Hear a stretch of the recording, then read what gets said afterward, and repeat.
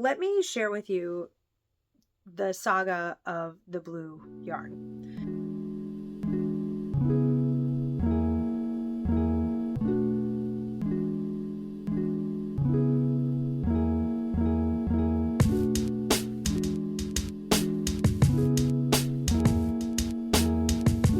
Hi, my name is Bethany, and this is the Knitting Thru podcast. It's self-explanatory. It's a knitting podcast where I talk about finished objects and works in progress and even things that I've gone back to alter because I didn't like how I finished them in the first place. I do that occasionally, probably every few months. I go through the things that I've made and I'll see if I'm satisfied with them and what changes I have been planning on making, and actually make those changes because it's important to me that my makes are wearable for myself and my kids and occasionally my husband. I have made him 2 hats. So just every once in a while in the last 3 years, there's been something that's come up for him. I've asked him if he wants a hat again this year, and he said, no, thank you. I'm good on hats. So the last couple of years, I've made him a hat for his birthday, which is in July, but he has used them both throughout the winters. So now I don't know what to make him. We'll see. We'll keep thinking about it. Anyway, for May, I know that a lot of people do Me Made May, which is wonderful. I love seeing everyone's posts about that and everything.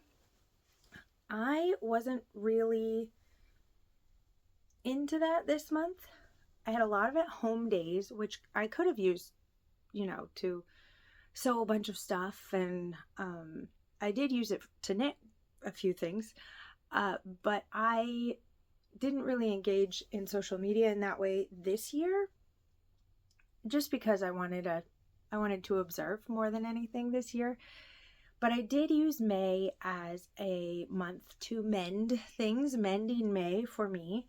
And I think next year I might take you along with me for Mending May, because throughout the months I accrue all these things that are missing buttons or stuffies that a seam has popped open on them, but they're beloved, and so they want me to fix them. And my children think I'm entirely capable and can do anything because they've seen me make lots of things, and so they think I can bake and sew and knit anything, which is great to have that type of confidence from someone in your life.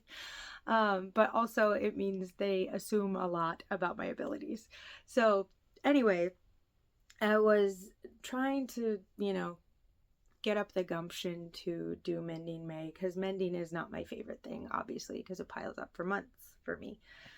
And as I was sitting, I think I was watching a friend's podcast, and I even posted a picture of it to my Zoom ladies group because I was so shocked that this happened. But my socks that I was wearing at the time, one of the stitches had somehow been severed, and the stitch was just dropping down. And I thought, well, I'm definitely going to mend those. Like, I don't want to just have that thing go all the way down my sock. And it was right up by the cuff. Oh, it's right here. I think you'll be able to see it there. Right there. And I just fixed the stitch, pulled it back up, right? And then put the yarn through it and then tied it on the inside, because of course it's just a stitch. There weren't any tails or anything, so I had to just pull the stitch really tight and tie it. But I have washed them since now. Like, I wash my socks just on a rinse and spin on cold in the washing machine with wool wash in it, and they smell really good when they come out, and they're pretty clean. So that's what I do. But I have always, been a little skeptical that if there was a little loose something or other, I would definitely know when it came out of the rinse and spin. So, but it survived well, and that was good. I am happy that these are back in circulation. They are, I think I need to count again. I think I have 8 pairs of socks now. I just finished a couple of pairs. You'll see them in a minute, but I don't have very many pairs for myself. I was just thinking the other day, I might be close to having done 100 pairs of socks. I'm not sure. And I think it would be fun though to keep track and know when I'm knitting my 100th pair of socks. I think that would be really neat. I gift a lot of socks. This is the other thing I mended for myself. I'm not going to go through everything. I mended a bunch of stuff for my kids. I mended a bunch of stuff, clothing and stuffies for them. So many things. And it is nice to have those items of clothing and stuffies back in the I always say back in circulation, but that's how it feels like, because it's always going through the laundry and everything.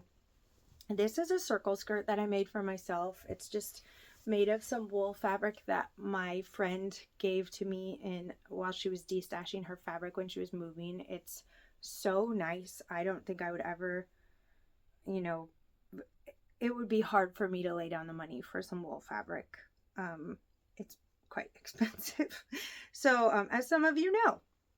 So, there are these little thread tails from the seams that I didn't tidy up, because the seams were all, I wear this a lot in the winter. I'll put, leggings or long underwear on underneath it, and then just put this on over top of what I'm wearing as almost like a coat or a blanket. I really, really love it. It's a really wearable piece for me. It's not, there's some mistakes in it, but it's very, very functional. I'm sure we all have those pieces. I'm racing the sunset right now. My kids are in bed and the sun is setting at like 9 p.m. tonight. The summer solstice is on its way. I am surprised. Like, I wonder if by the time the summer solstice comes, if like the sun will be setting near 10 o'clock at night. That would be crazy. I live in Indiana, by the way, if I haven't said that. That's where my, the latitude is what affects that, right? Anyway, so the side seams and the back seam had just these holes in them. And I think it's because I do use it a lot. And so I had used some older thread to do this project. And I think lesson learned, just buy the thread. It's not that expensive. If you're not sure, just buy the thread and let the other one go back to the earth if it can. This one is a coat that I made this January, and the lapels were quite large. They're supposed to be. They were out past this shoulder, out past this sleeve. They were very, very big. It's a Vogue pattern, and so of course it's meant to be a little showy, which I liked, of course, on the person that was a drawing on the front of it. But on me, it felt, I don't know if ostentatious is the right word. I'm trying to think of a better one, but I'm having trouble. This was a really great project though. Wool fabric once again that I was using, and the lining is an old tablecloth that I got at a wedding shower after my husband and I got married. It's a lovely coat, and sorry, there are birds flitting around in my front yard and they're distracting me. But I went back into the inside of the coat and just sewed, because it was like out to here, right? So I just sewed the collar again closer and then clipped that off and flipped it back. I still need to iron it. The seams are still kind of rounded, but I'll do that before I put it away. I still love these pockets. They're like one of my favorite parts of this project. So that is wonderful. I have a couple more things that I need to mend that I found actually in the last few days of May that I haven't gotten to. But because the basket is now empty, I'll be able to put those things in it and hopefully get to them before the next May. There, I turned the top light on. Hopefully that'll help with the lighting a little bit. I am racing the sun, but I think we'll make it. So that's all the mending that happened in May and alterations. And then I have some finished objects.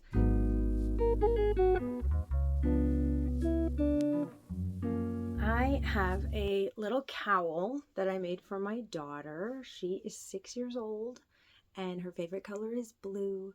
And it used to be rainbow and pink, she said were her favorite colors, but now it's solidly blue. She likes blue a lot.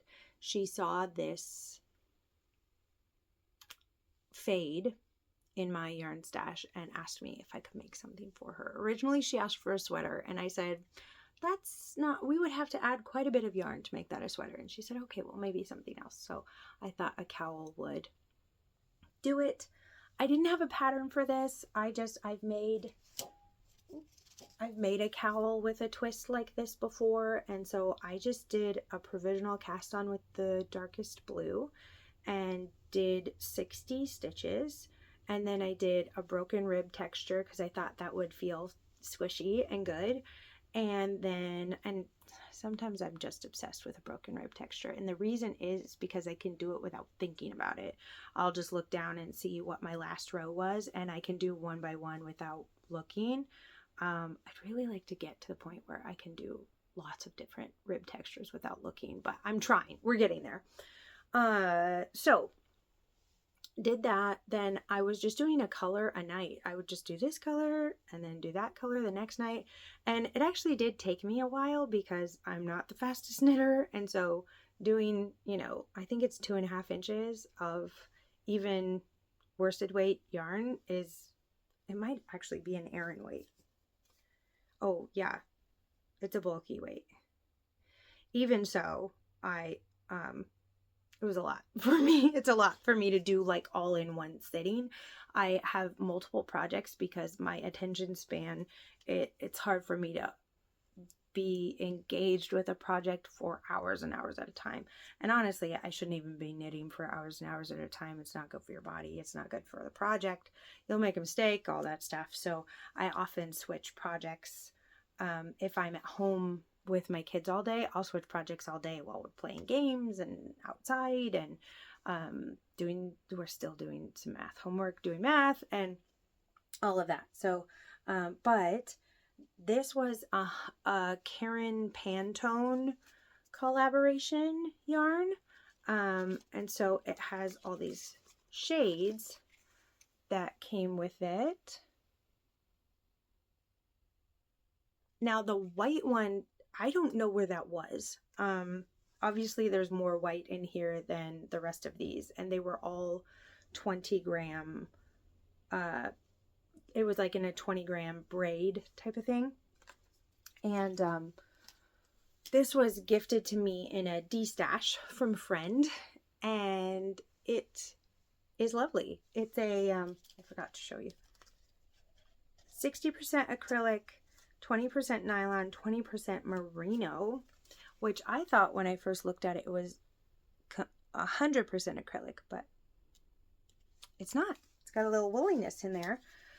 And then this white, I really wanted a cooler white. I have a couple of sock yarns that are like leftovers, but they're these warm cream colors. And I thought with this icy blue, I really wanted a cool toned white. So I used the Barocco vintage sock yarn that I am using for my hexie blanket. I just took the 2 cakes that I had with it, and I started pulling from the inside and the outside of one of the cakes, and then just one from one cake, so that I would have 3 strands held together so that I could match the same weight of yarn here. And it was great. It was perfect. I was wondering if I would have to tear it out, if it would look weird, and I might need to add another strand or something. Oh no, there's a little gnat in here. Go away. Focus. Okay. And I'm really pleased with how it turned out. I think it was really cute. I'll have, written notes on my Ravelry project page if you would like to look at those or copy them or anything. If you have a bigger head than this, then you just keep knitting longer. You could even make it wider, cast on more stitches if you want it to be like even chunkier. under your chin. And since I did a provisional cast on, I just Kitchenered them. Oh, that's gonna drive me nuts. Got it. I should go wash my hands. I Kitchenered this together after I got to the length I was looking for, but for some reason, okay, I've Kitchenered a heck of a lot of things, okay, but I did it inside out on this one. I don't know what I was doing. I made the turn to do it on this side and then realized, oh, I think I should be doing it this way, right? And then I started doing it correctly and realized, oh my gosh. So I just put this one on the inside. And that's the inside now. So it'll be fine. So it's very pretty. She's very pleased with it, which is the main thing. And I got some yarn out of stash, which is great. This is not something I would really use for myself, and so it was really nice to be able to use it for her. I put it through, I actually hand washed it first, and it took forever to dry, and then I sat there like flipping it. I would come in the next day and flip it on the blocking mat so that it would dry on the other side better, you know, just kept flipping it. And then probably 2 days in, I looked at it and thought, why didn't I just run this through the machine? It's 65% acrylic, right? Why didn't I put it through the machine? Anyway, that's okay. It's done now, and it smells really good. It smells very good. Whenever the wool washes on them, man, I love it so much. That yuzu soak is my absolute favorite. Okay, next finished objects is 3 pairs of socks. Yes, you heard that right. 3 pairs of socks. It's crazy. I have 2 of them that count for summer sock camp, which is really nice. I'll show you the one that doesn't count for summer sock camp first, though.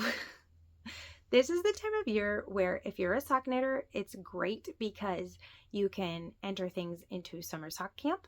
You can enter things into the Knit All the Stripes sock. Well, it's not just a sock thing, it's a stripe thing, but of course, a lot of us like to do striped socks. And that 72 Stitches is running, and then there's Sock Week by Knitty Natty, and then I think even the Bakery Bears have a sock thing. Oh, I think they do Socktober. Never mind. Anyway, it's a great time to be knitting socks.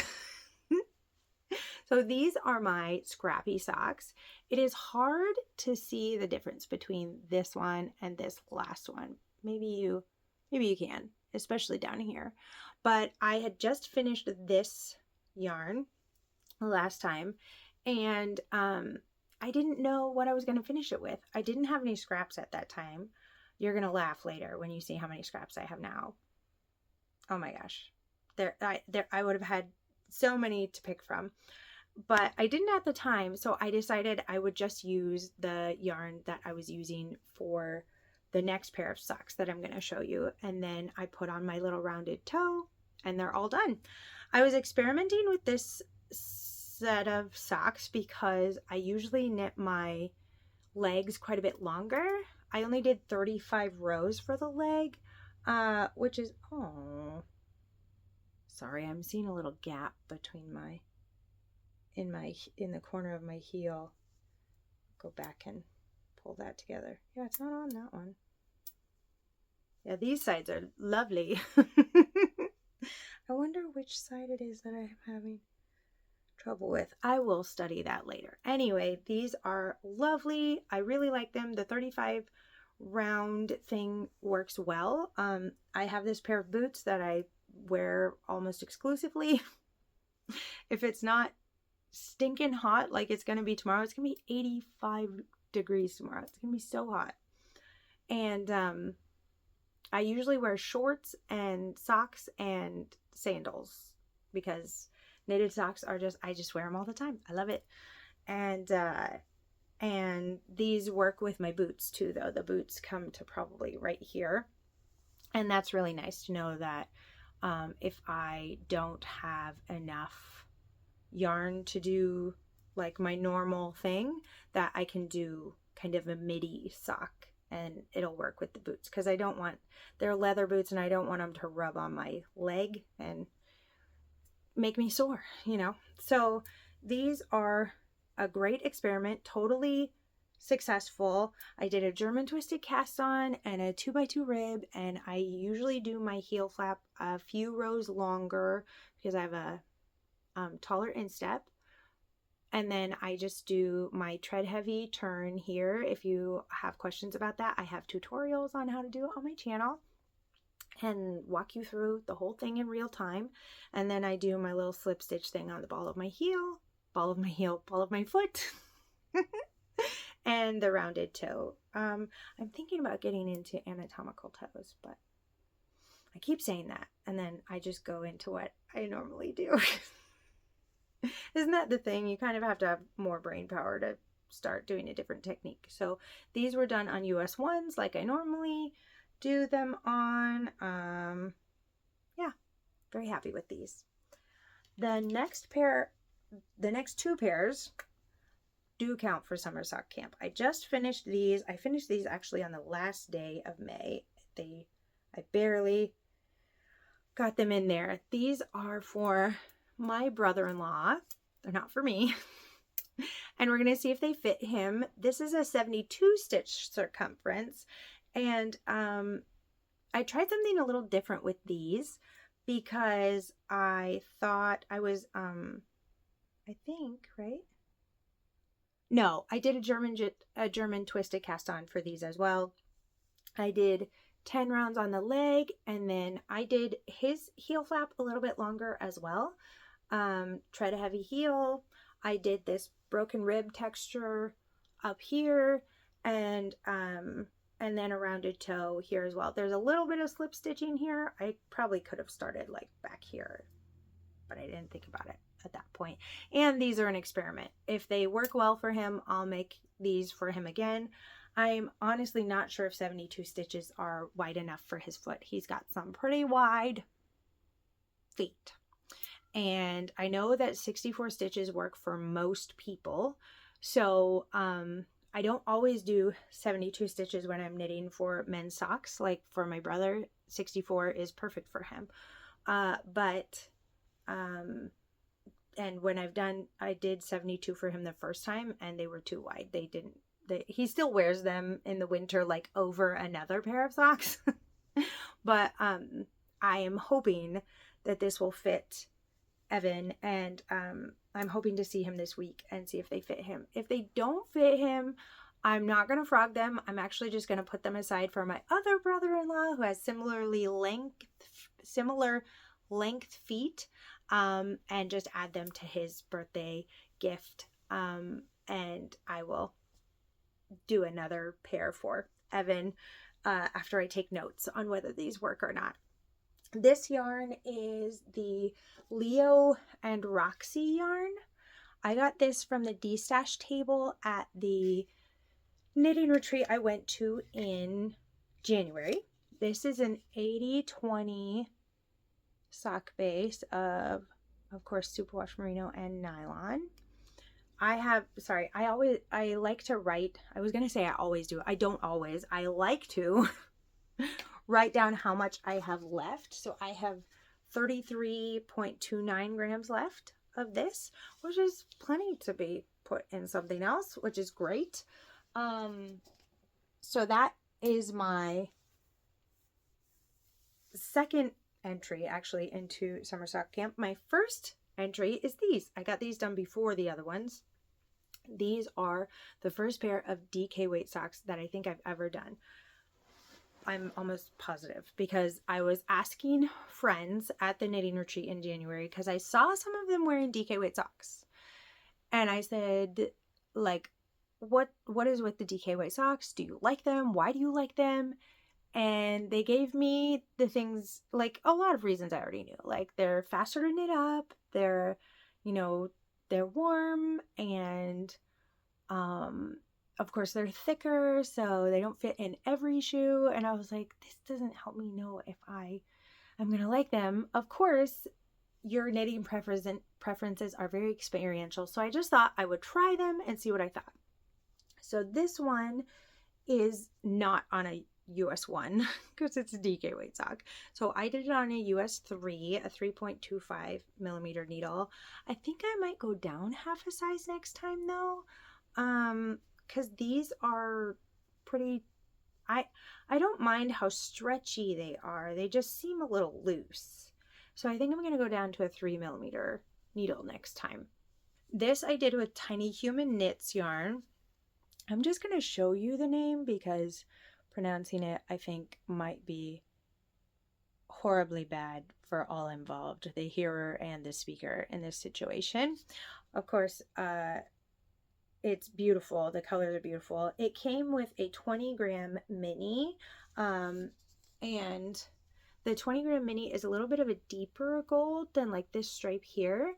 So I started it with that, and I was just trying to do like a little pop on there, but I think actually what I need to do is do a cast on and then just do like 2 rounds, and then move on, because I think I did 4 on here, and that's quite a bit, especially on a DK weight sock. So it actually ended up just looking like another stripe, but that's fine. It matches, so it's nice.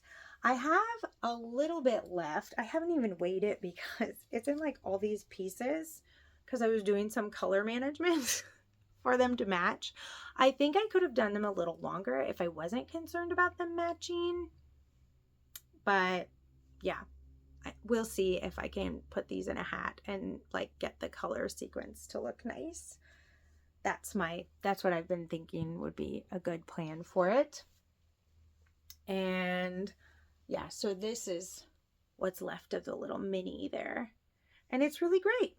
I like them. I don't know if I'm going to be a DK weight sock lover from here on out, but I was gonna, give them a good old college try, and then because knitting them was a breeze, so wearing them I'm hoping will be great. And even if I don't like them for everyday wear, my kind of final test for them is going to be camping. I think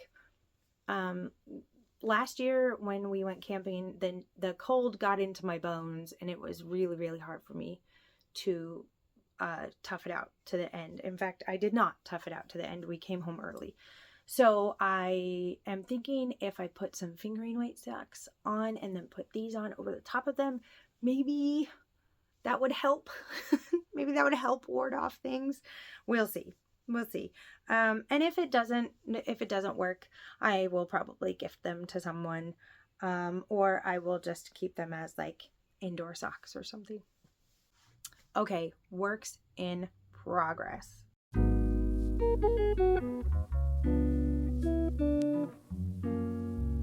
I have the sweaters, right? I have the sweaters, and my goal for the sweaters was to get to the armpits of each project. That did not happen. But I will show you the one that I did get to the armpits first. I'm doing the coffee cardigan, which I'm absolutely in love with, by the way. Like, I am enjoying knitting this so much that I'm actually having trouble not only knitting this. And as June has already started, I'm contemplating actually only working on that sweater and putting the others aside for a minute. I think it might actually, it would be very fun to have it done before the end of the month. That's a lot of knitting. I am using the Green Mountain Spinnery yarn that I got in Vermont. I'm very happy with it. It is in the Evergreen colorway. It's 100% fine merino wool, DK weight yarn, and I could not be more satisfied. It is just the perfect amount of like, it doesn't feel rustic as in itchy. It feels rustic as in natural.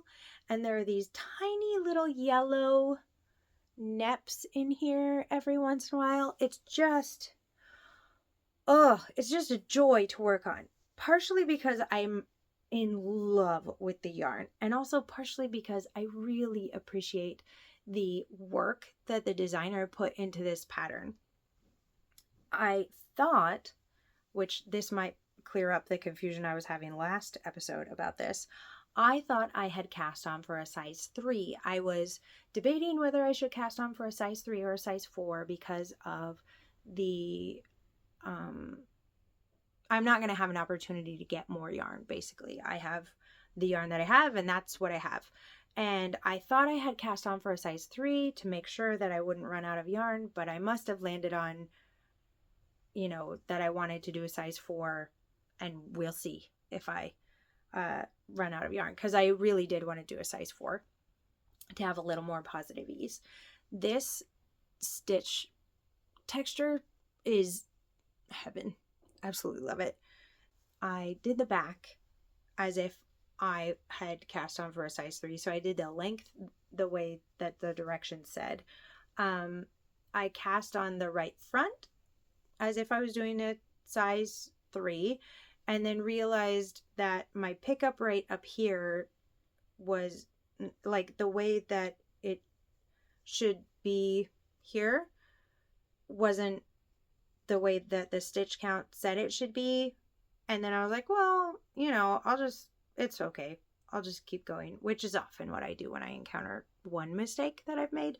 But then when I encounter multiple mistakes, then I often am wondering if I should pull back. So I did the size 3 right front, and then I realized what I had done. I counted the stitches along the back and realized that I cast on for a size 4, which is good. I wanted a size 4, but that meant that I needed to pull back the right front. I for a second debated about just doing like a rapid increase down here, but that would mean that it was kind of like down here, and I didn't want that. So it was only 4 days because I'd been doing a repeat a day, and so I pulled back. And honestly, I enjoyed knitting it again too, so it wasn't a problem. And the designer put in the chart for the sweater, for the back, you follow this one, little chart that has the repeats on it, and it's easy to do. But for the front, it has the entire front on a chart. You see this whole thing on the chart. You don't have to flip back and forth anywhere. You don't have to figure out your own increase rate. You don't have to do anything. You just follow the chart and you're golden. And so that is part of why I wasn't as discouraged when I had to pull it back, because I knew that I didn't have to refigure anything out or basically do all my own math or anything around it. I just had to follow the directions again for the right size. So I did that. I went back and did a little bit of lengthening back here before I joined under the arms, because of course I had to get to the right length for the size 4 on the back. And I think I've only done maybe 8 rounds for the body, and I'm really enjoying it. I love it so much, and I really think it's going to replace my green champagne cardigan. I realize this is another green v-neck cardigan, but I am thinking about either keeping the green champagne cardigan as kind of my one that I wear out when I am maybe afraid of it getting dirty or something, and this one being the one that I wear to, I don't know, little get-togethers and things. It is nice to have knitwear that you are a little rougher with, I think. And this one could be my fancier one. We'll see. The next one that I was trying to get to the sleeve split on was the 11sies cardigan by Frogginette. This is for my 9-year-old son. I've already made an 11sies cardigan. I modified it heavily for my 4-year-old. He wanted a hood and everything, so I had to do some stuff with that. This one, I don't think I'm going to I mean, it's modified, but only for sizing. I don't think I'm going to be doing extra accessories or anything on it. So I'm just going to be knitting it a couple sizes bigger than the biggest size. So I went down to a worsted weight yarn. It's an Aran weight pattern. And then I am on a US 6 4mm. That's also what I'm knitting the coffee cardigan on. And I have quite a few increases left to go. This is maybe, I want to say it's over half, but I don't know. I have to put it on some try it on tubing and have him actually try it on his body. I have a little steeking thing here because I think that will be nice because I'm alternating skeins, and so I'd like to be able to do one round and with one and one round with another instead of having to do back and forth and then switch and then back and forth. I think the color variation will be better that way. So I am going to steek this one before I put the button band on, but that's super easy to do if you ever want to just be able to knit in the round instead of back and forth. Adding a few steek stitches here and then doing a steeked collar is pretty easy once you've done it. So I'm using the Knit Picks Wool of the Andes hand painted Sea Monster is the colorway. Sea Monster. It is a worsted weight and it's 100% Peruvian Highland wool. I really like this. It was gifted to me from a friend. She got it at a garage sale, and there is 400 grams. I have 400 grams of this. I don't know how much I'm going to need to use. My son is one solid guy, and he is 9 years old, and he weighs 91 pounds. He is like up to here on me, and I'm 5'4". So it's not hard to be taller than me, but I would think that you need to be, older than 9. He'll probably be as tall as me when he's like 10 or 11 years old. That's crazy. That's bonkers. Anyway, so I'll be knitting him sweaters that are bigger than me soon. I'm already knitting him socks that are the same size as my socks, but that's neither here nor there. Anyway, it's nice to be able to go round and round on this. I'm a little bit done. That's what happens when you knit the sweater for the 4-year-old first. The one for the 9-year-old seems much larger, even though it's smaller than a sweater that I would knit for myself. I have just been doing 4 rows at a time, 4 rounds at a time, every time I pick it up. Which means that I didn't get to the sleeve split, but I had a goal of finishing those broken rib socks for Evan this month. His birthday is in July, and so if they don't fit him, I would like to have time to make another pair. But if they do fit him, I will be able to pull my attention to some goals that I wasn't able to meet this month.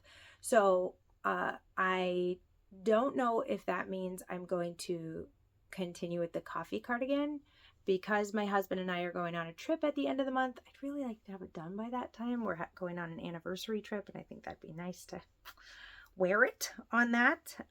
Who knows? Maybe I'll still be knitting on it on that. But this one is there's a little bit of something in it. That vegetable matter that gets caught in there sometimes. We'll see. We'll see how much I get done on it. I do like how the colors are playing right now. It doesn't seem to be like extremely pooling. It's just, kind of tie-dye almost, or watercolory, I guess is a better way to explain it. But I'm going to continue on with it. And once I get to the sleeve split, I think I will be much more motivated to continue on. This is the hardest part for me when I'm at the largest circumference and it takes longer to get through every round, and I'm actually making it bigger every other round. And so I need to, I think, just push ahead, even if I'm still doing only 4 rounds a day, and not a day every time I pick it up. Sometimes it's every other day.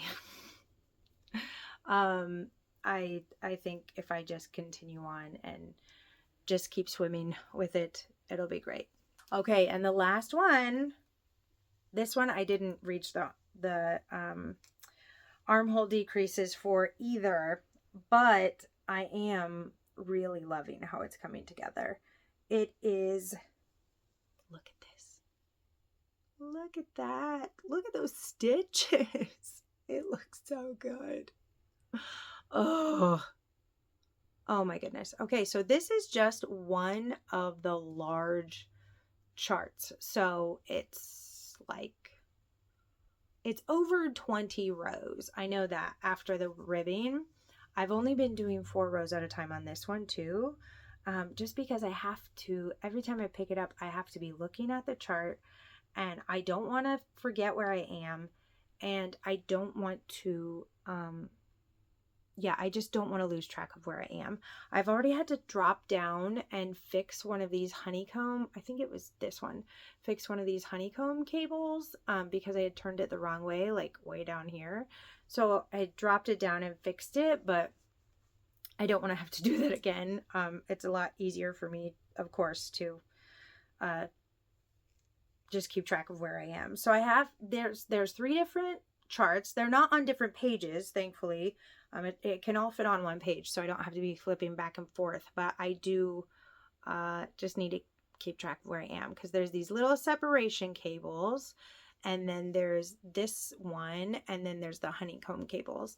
This is just moss stitch over here, so that's pretty easy to keep track of, but I need to do,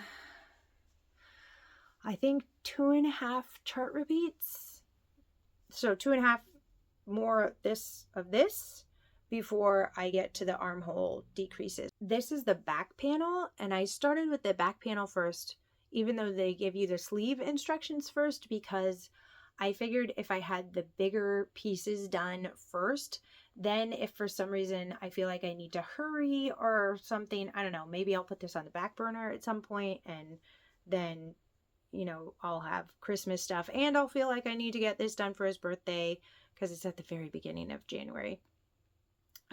If I just have, you know, half a sleeve to do or something, that is a lot more manageable for my brain to get around than finishing the back of the sweater.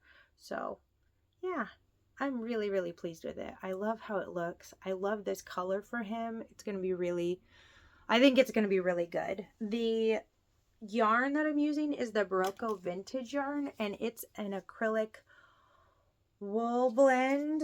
Let me find the, oh, it's on this side. So you can machine wash it, and then it says to lay it flat to dry. So it's a 52% acrylic, 40% wool, 8% nylon blend. It says to lay it flat to dry, but with my swatch, I washed it and then I dried it, and it came out like a dream. And so I think that that will really fit into my dad's lifestyle. So that's really good. The last work in progress that I wanted to show you is my summer fade hexie blanket. I've made so much progress on this thing. It's so big now. So big.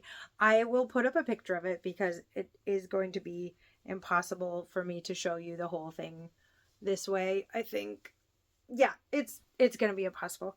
So I'll put a picture up here of how big it is. I am over 2/3 of the way done with it. So exciting. So let me share with you the saga of the blue yarn. This is what happened. And this is why I was joking about the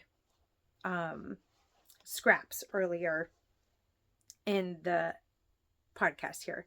So I had this blue swatch that I really, really liked.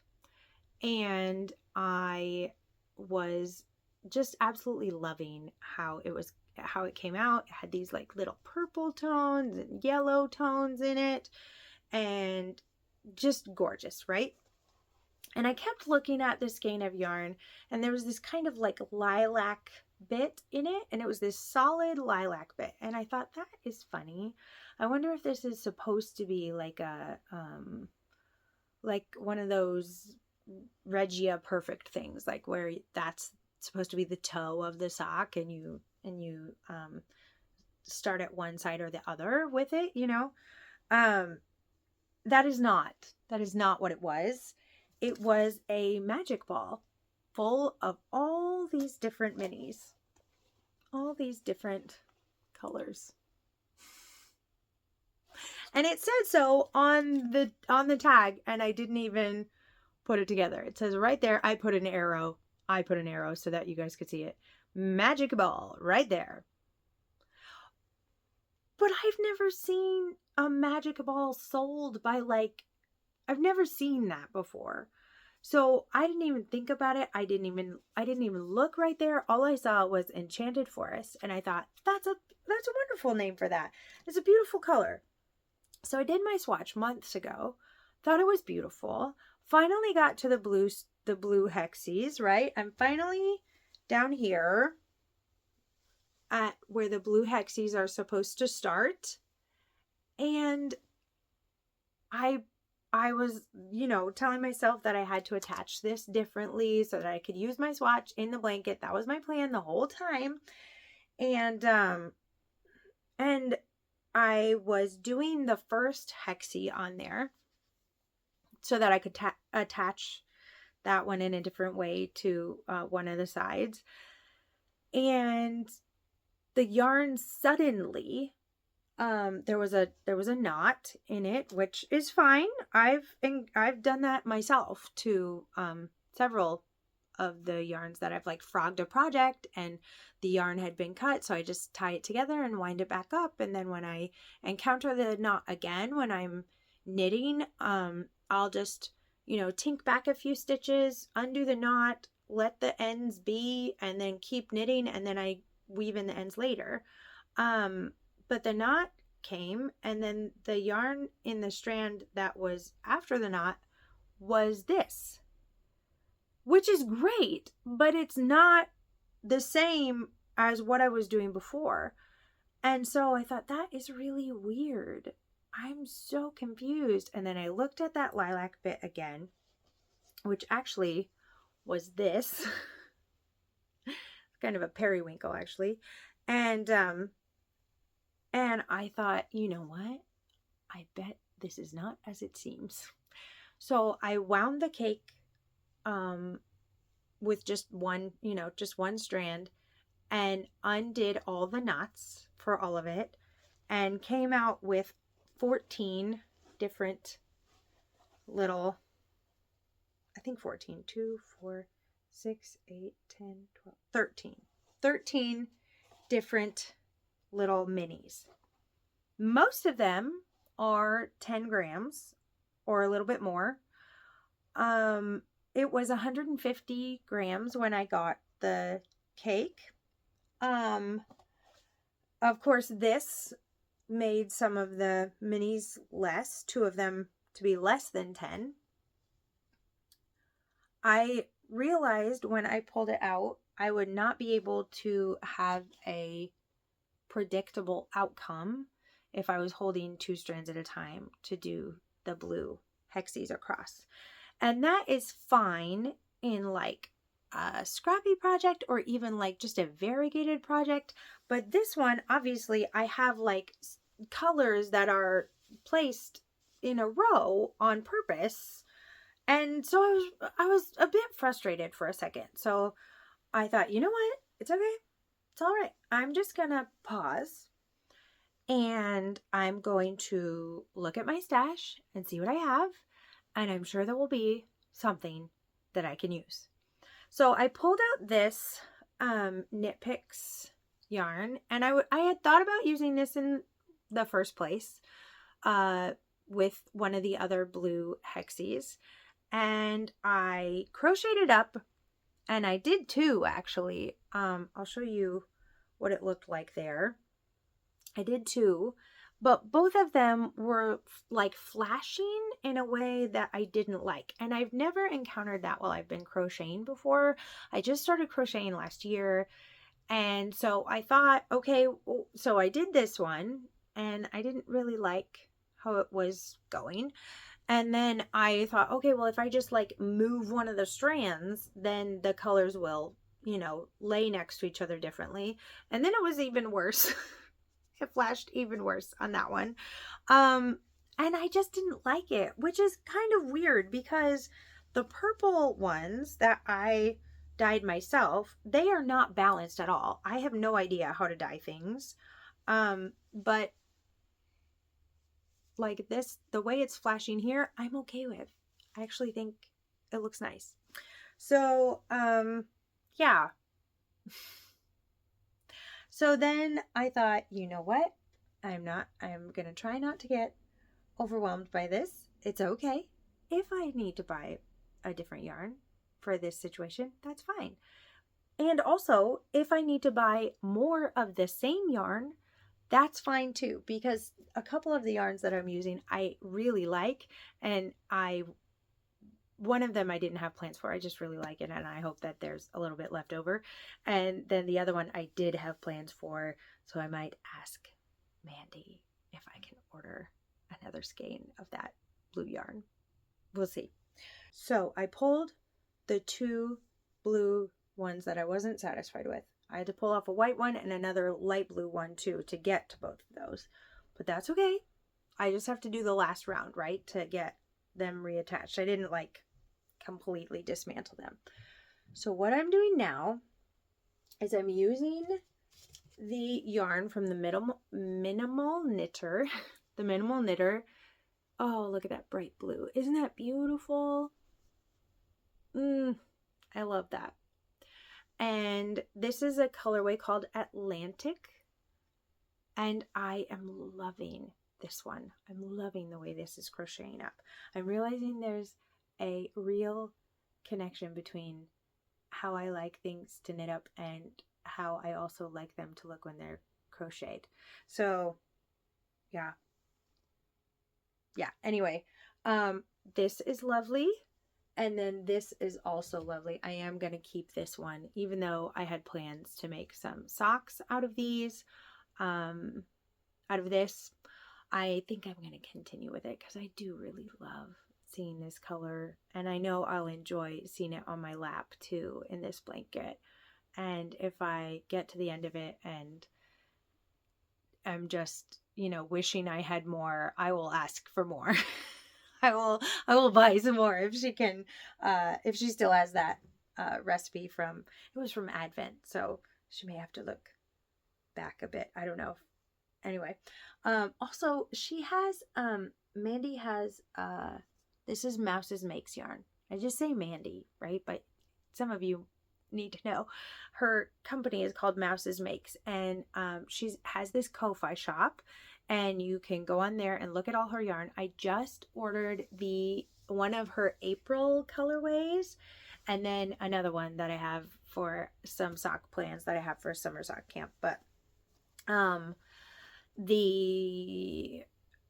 she's doing I can do this. I can say this right. She's doing birth month gemstone colorways, and they're absolutely lovely. And I'm almost positive one of the birthstone colorways or birthstone gemstones that are birth month gemstones, dear Lord help me, I think the one still upcoming, there's a blue one. We'll see. If not, that's fine. I'm sure I will figure it out. But I have just so been enjoying shopping my stash, coming up with lovely color combinations, and it's just been really great. So I'm really loving it. It's going really well. I finished 2 colors. I finished this tan one, and I finished this gold one. Oh, they're just lovely.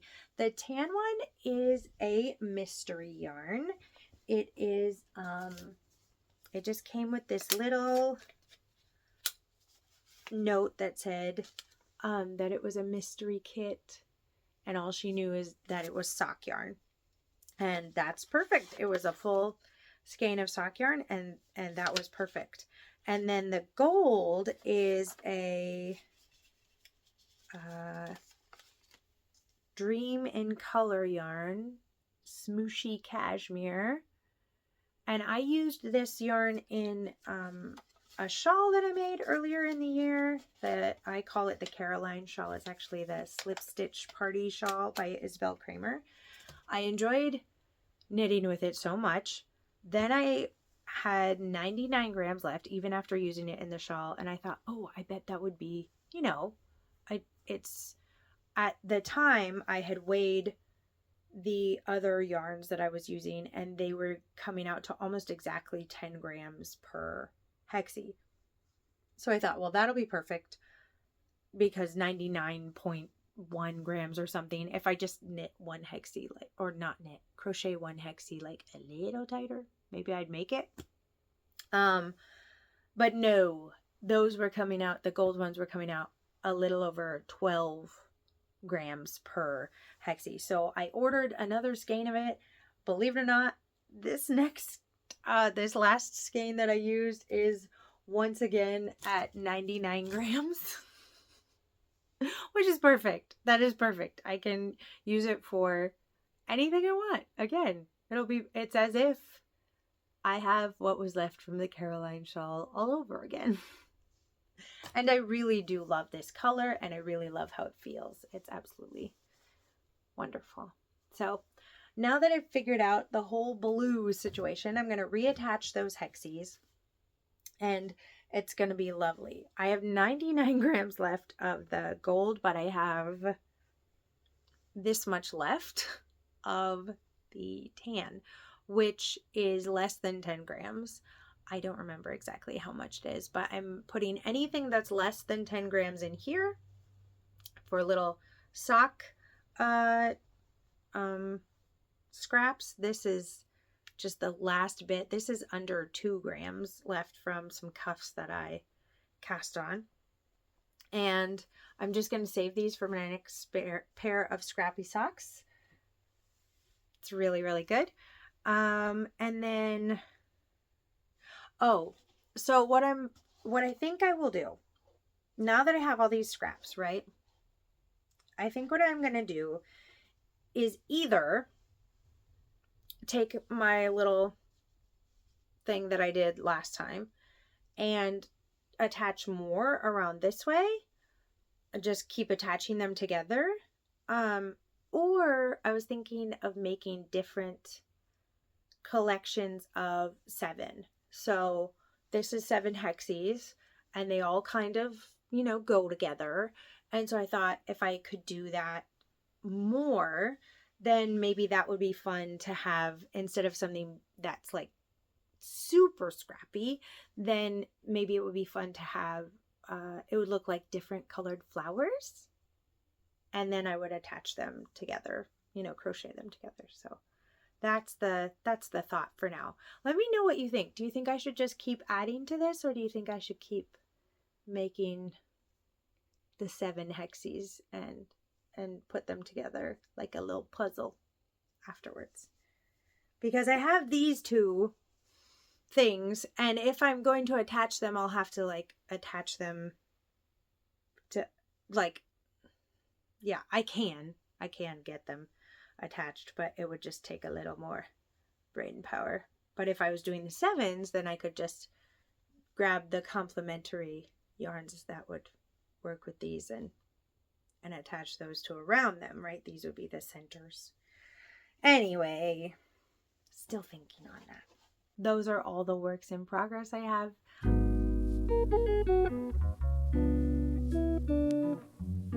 I am going to talk to you about some acquisitions. I was gifted a couple of things, and then I went to the Fiber Festival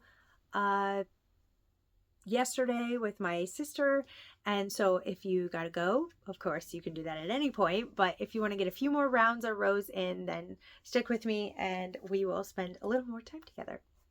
So I first wanted to thank Meredith. She was my dodgy bag make along, I wanted to say partner, but I guess trade partner, something like that. We were matched up together to trade dodgy bags. And I feel like my bags are truly dodgy. Like, I just use scraps of fabric, and they're usually from special projects. Like this one that I have, it's just this striped fabric, and I used it because it was left over from a blanket I made for my daughter when she was a baby. And this is fabric that was left from something that was made from my brother's wedding. And I don't even like do the invisible thing on the bottom. I just sew the bottom closed, and I follow the Bakery Bear tutorial mostly. I still make mistakes. My seams are not perfect, but and they usually look exactly like this. So I sent two to Meredith with a couple of little things, but they're just a couple of sock bags that I have made and put aside to give away. I have a bunch of them, and I use a couple, but a lot of them I just have set aside to give away. Someone is mopeding fast somewhere. So Meredith just went all out, and I'm so appreciative. It was so sweet. First of all, she gave me a birthday card. My birthday was at the end of April, and the dodgy bag mail happened at the very, like, the last days to send it were like in the beginning of May. So she sent me, oh, things are sliding.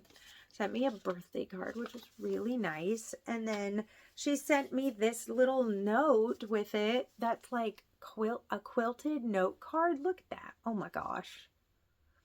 And it says, "Hey Bethany, I hope you enjoy your dodgy bags as much as I enjoyed making them. Happy crafting, Meredith." And there's these little skeins of yarn stickers on there. It was just, this was a joy to open. It was lovely. And even this envelope, I think I'm going to use for something else because it's just the sturdiest little, I think she may have made it. It's so nice. Meredith, thank you. So first of all, the bags are beautiful. This owl one is just so cute. It's got this little button. It's a wooden button, I think. Yeah, a wooden button on there, and I really like that. And it's got the same owls on the inside, but it has these pockets in there. So pocket on both sides, which is lovely, especially if I have like, if I'm working with like mini skeins and stuff. That's great. And it's a great size too. I feel like this is great for when I'm working with something that's a little bigger than socks. Love that. Or if I'm bringing both socks with me, that's that. And then there's this one, which is so sweet. And the lining is this pink checked. Can you see the checks on there? And I love having lining like these, this one and that one, because you can see so clearly in there. And I have horrible eyesight. And so it's really nice. These are like little pockets in the front. And then she's got this little tab so I could put my little stitch markers on the outside if I want. She also sent the dodgy bag pin from Crochet Luna. I know about the dodgy bag mail because I follow Little Drops of Wonderful. And I signed up from hers, but she does it together with Crochet Luna. And so there's a little pin from Crochet Luna, and the pin from Crochet Luna came with a bag of tea and a couple stitch markers that I'm already using. I like immediately opened all of it and used everything, including this little notebook that she made. So there's fabric on the outside, and even on the inside. So I don't know if it's like sewed to cardstock or what. I've never even, I don't know. I think it might be cardstock or cardboard or something. It's absolutely lovely. The front has like all these layers on it. And then on the inside, I've already started using it. I'm using it for my sock notes for all the socks that I'm doing right now, because I realized that I'm not putting my socks in my maker's notebook for some reason. I don't know why. I'm not doing very well with taking notes in here. So I'm going to try and do better with that. But I think just having a sock book would be really nice, because I'm often just trying to refer back to stitch counts and things from that. So I have all the notes from my DK socks. I have all the notes from Evan's sock. And so it's got like this graph paper, and then it has, you know, one of these, and then it has a lined paper, and then, sorry, I'm not showing it very well, a lined paper, and then another graph paper, and just like these different, I love it. I love all the variation and the different colors of paper in here. I'm in love with it. Thank you so much, Meredith. That was so thoughtful, and it's so crafty and wonderful, and I'm obviously putting things to use already, and I'm going to be using the bags definitely on my travels this week as I take my kids to superhero camp every day. That is what's upcoming in my life this week. So thank you so much, Meredith. It was so thoughtful, and I felt so much love when it came in the mail. Thank you. Okay, now I went to the Hoosier Hills Fiber Festival. This is a lap towel that my sister gave to me. You put it, maybe some of you already have these. I had never seen one before. You put it on your knees or your lap when you are spinning or knitting, and you don't want to get fluff all over yourself. So this towel is very like terry clothy, I guess, and it'll grab it. And that is very nice, because then you could just, you know, shake it off somewhere else and then use it again and not have it be on your clothes. So I think the graphic on it is really cute. And I told her, I was like, I don't know if I'll use one, but it'll definitely be in my craft room and be a cute thing that is in there. So there's that. I got a couple of notions while I was there. This one, I got some Gray Fox toppers, needle toppers. One of my needle toppers I have lost. One of my calcifer ones from it's my favorite toppers. I might just message her and ask her if I can pay for one, because I absolutely love it, and it's one of them is gone somewhere. I probably need to do more cleaning to find it, but it was in the washer, and so I think the washer may have eaten one of them because I put them in my pocket. Anyway, I got more toppers because I can't find the other one. And then this is from, those are from the same, oh no, that was from one of the trucks at the, one of the vendors at the Fiber Festival. And I totally forgot to get their name. If I can remember what it is, I will put it on the screen. But then this is from Indigo Guinea Fibers. And this is called a hen and nestling bundle. This is something I had never seen before. First of all, I was looking for a brown tonal yarn for a sock project that I have coming up. I wanted to make the coffee break socks for my sister this year for her birthday. These. So of course I wanted a brown tonal yarn for the coffee part. She is I think a level 3 barista. I don't know, because it's like this official kind of barista ranking. She's taught classes. She knows a ton about coffee bean roasting and whatever. And I feel like there's this kind of like bell curve, right? Where you don't know anything about coffee and you're like, I don't know anything about coffee. I just like it the way I like it, right? Then you learn a little bit more about coffee, and then you tell everyone, like, this is the way you should drink your coffee. This is the right way to do coffee. This is how coffee should be.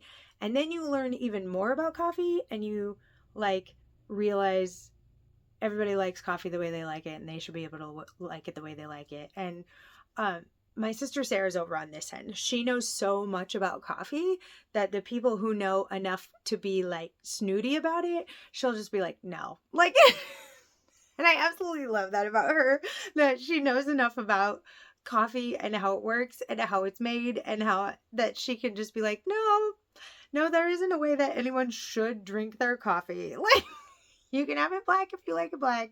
You can have it lots of different ways if you don't like it black. So that's fine. So anyway, these are going to be for her. I've made some stone knits patterns for her the past couple of years for her birthday, and they seem to fit her really well, and she wears them a lot. So I thought I would do that again. And the part that I had never seen before is the nestling part here. So it's a 33 gram mini coordinating skein, I guess. So yeah, I'm really happy about that, because I'm going to be using the brown in the coffee break socks, but I don't know what I'm going to be using this with yet. But for me, since I usually do a 20 round cuff, that's what I like to do, and then also because I do my heel flaps a little bit longer, I can't do a cuff and a heel and a toe in a 20 gram mini. I won't have enough for that, but I would have enough with 33 grams. So that would be fun. She had all these little cute names for the different sizes, and I think the 20 gram minis were called hatchlings. It was really sweet. She had like kind of this list of what they were all called, and it was really nice. She also was just really kind. Her sign said, please come in and pet the yarn. Okay, yes, I will do that. Thank you very much. So that was lovely. I also got some notions from Behind the Pines hand-dyed yarns. Their yarns were beautiful, but the thing that sucked me in was actually their notions that were on the rack. So I got these olive green stitch markers. I really like these. There were some flashier ones, you know, with more colors and things, but I really liked these, and I really like stitch markers that are that feel cold when they pass my hands. I have some that are made of different stones, which are really pleasant to feel as I'm like passing them along. So these fit that category. And then I got another row counter. I really like working with these. I enjoy tracking my projects quite a bit. And when I know my row gauge, that breaks it down into sustainable progress pieces for me. So if I know that I need to do, you know, even 100 rounds before I'm finished with something, if I can break it down to the 10 rounds, you know, every however often, that is manageable for me. But if I'm just like measuring over and over again, to try and get to like 6 inches or something, that drives me a little batty, because I always think that I've gone farther than I have, and I get disappointed. And so being able to track that progress accurately is really helpful to me. This is yarn from Knitting Notions. It's the color Garnet. It's actually a lot deeper than it's showing here. Of course, I just have this warm light bulb in here right now. I cannot wait to use this. This is 65% superwash merino and 35% bamboo. The drape on the sample products that she had at her booth, oh my gosh, they're so beautiful. I cannot wait to incorporate this into a shawl, and probably because it's superwash, I will be able to gift it also. We'll see. I think she would really like it too. So, if I can make some significant progress on the sweater for my father, I think I can actually think about making a birthday present for my mother as well this year, which will be great because I've never actually made anything for my parents except for socks for my mom. She has a few pairs of socks for me. Oh, and I made her mitts once. I guess my mom has received a few tiny things from me, but I'd really like to make her like a cardigan or a beautiful shawl or something. I like a piece, you know. I think that would be lovely. The last thing I got was a summer sock camp hat from this was not at the Fiber Festival. This is just in general from the Crazy Sock Lady, Kay. She has a spread shirt shop, and at this point in the summer when it is super duper hot and there is the only knitwear in sight might be on my feet, my uniform changes a little. I jokingly call it my uniform because I wear the same thing every day. I wear the same thing in the fall every day. I wear usually like a pair of jeans, or something with pockets and probably belt loops. And I wear a waffle shirt and a flannel shirt over that. And that's what I wear every day. I have 3 or 4 of each of those, and that's what I cycle through each week, especially if I'm going out. That's what I wear. In the winter, I will add a sweater. In the deep winter, I'm just putting on as many layers as humanly possible. There aren't a ton of the deep winter days, and most of those we stay home anyway because it's just a little treacherous out there. So the outside uniform doesn't need to be thought about too much in those. But when it gets into the summer, it shifts significantly. Indiana is known for hot summers and cold winters. So the hot summers will get, you know, in August, we'll get up to 100 degrees. We'll be roasting out there. And I'm either wearing a t-shirt or a tank top. I'm wearing shorts. I'm wearing a ball cap. And I'm wearing my sandals. And maybe some knit socks if it's not 100 degrees. So that's just what I wear. So I don't really need more t-shirts in my life. And I don't really need more mugs in my life. But when I saw that she had a ball cap, I was on board with that. I originally bought the ball cap in a size too big, but my little sister, who invited me to the Hoosier Hills Fiber Festival, she has a head that's a little bit bigger than mine, so I gave her that ball cap and I kept this one, so we could actually match if we wanted to, but I don't know if that's actually going to happen. She wears a lot of ball caps in the summer too, so that's why I decided to just gift it to her rather than return it, because you can return it if you want to, even though it has like the graphic on it and everything. But I decided I would not. I would just get another one. And I'm really excited about it. I purchased a Scrappy Sunday mug from her shop before. And then I got a Sloth Knitter mug from Wool Needle Hands podcast. And I really enjoy those a lot. I also got a mug from the advent calendar from Twice Sheared Sheep last year, which was really nice. And it says, I think it says the yarn calls to me, which is accurate. So I don't need more mugs in my life really, but I've been thinking about purging some of them so that maybe I will need more mugs in my life. We'll see if I actually do that. It's hard to let some of them go sometimes. But the ball cap is perfect for my lifestyle. So, well, that is all, friends. I've lost the sunlight. It's been gone for a minute now. And I'm sure my video is getting grainy because of it, but I really appreciate you spending this time with me. I hope you have a great day or night or whatever you're off to doing. If you're going to work, I hope you have a great day. If you have to stay home, get to stay home. I hope you have a great day. I hope you get to have even just a few minutes of crafting something that you really love. And leave me a comment if you made it to the end. You know, I love knowing who made it to the end. And I'll see you next time. Bye.